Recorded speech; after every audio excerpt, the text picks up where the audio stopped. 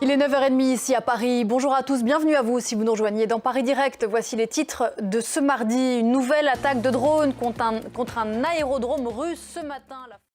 À suivre dans la demi-heure qui vient, l'actualité côté foot. On reviendra sur la victoire du Brésil face à la Corée en huitième de finale de la Coupe du Monde de foot avec un hommage au roi Pelé qui suit la compétition depuis sa chambre d'hôpital. La qualification aussi pour les quarts de la Croatie après la victoire sur le Japon. Et Elliot Samuel depuis Doha nous parlera des matchs à venir aujourd'hui. Voilà pour le programme. Tout de suite, le journal. L'Ukraine est-elle en train de mener un nouveau type d'offensive avec des drones? Ce matin, un gouverneur local annonce une attaque avec ses appareils contre un aérodrome russe à la frontière dans la région de Koursk. Ce lundi, ce sont deux bases aériennes qui ont été aussi là encore visées par des drones, sachant que l'une d'entre elles se trouve à plus de 500 km de la frontière entre l'Ukraine et la Russie.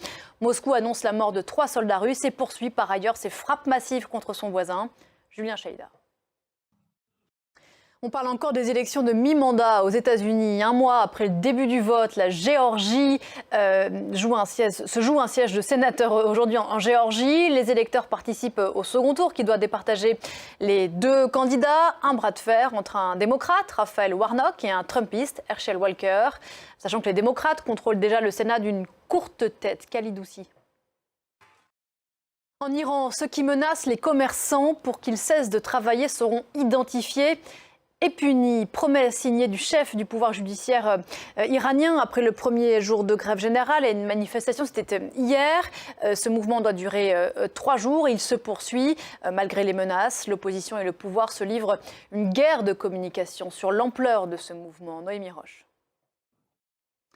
En Indonésie, faire l'amour en dehors du mariage est désormais passible d'1 an de prison. Le Parlement indonésien vient d'approuver un texte qui rend illégal le sexe hors mariage et la cohabitation de couples non mariés. En Afrique du Sud, Cyril Ramaphosa va-t-il échapper à la destitution? L'actuel président est menacé après un scandale de corruption. Il bénéficie d'un peu plus de temps pour préparer son dossier. Le Parlement annonce qu'il repousse le vote sur une éventuelle procédure de destitution. Toujours dans l'actualité africaine, au Tchad, 2 à 3 ans de prison ferme infligée à 262 opposants. Des Soudanais arrêtés lors d'une manifestation anti-régime, réprimés dans un bain de sang au mois d'octobre. Verdict rendu à huis clos à l'issue d'un procès sans avocat et sans médias indépendants. David Gilbert. Les suites de la Coupe du Monde de foot et des huitièmes de finale. Ce lundi, la Croatie a battu le Japon à l'issue des tirs au but. Et le Brésil a rappelé qu'il était une grande nation de football en l'emportant face à la Corée du Sud par 4-1. Voilà pour tous ces buts brésiliens. À suivre aujourd'hui les 2 derniers huitièmes de finale de la compétition. De belles affiches, là encore, Maroc-Espagne à 16h heure de Paris.